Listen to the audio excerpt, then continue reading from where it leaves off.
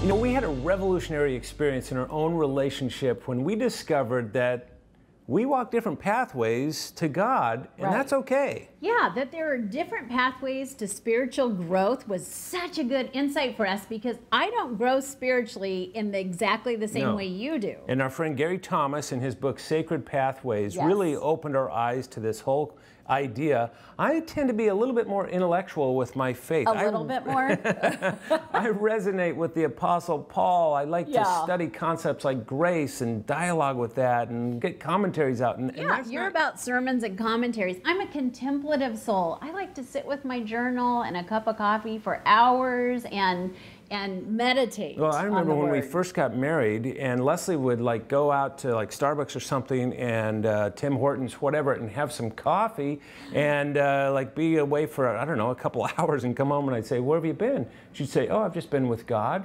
Like, for 2 hours, what'd you guys do? You know, I mean, I just don't resonate with that approach to God. That's a sacred pathway that is different than mine. And they're all biblical. There's service, you know, there's visionary pathways to God. There's nature. Some of us feel closer to God when we're, so. In worship and shared worship and music. All of these are biblical, they're all valid, but we personally often walk a different pathway than our spouse does. And that's okay. And so here's the deal. Recognize your spouse's sacred pathway and yours. Maybe they're the same. Chances are they're different.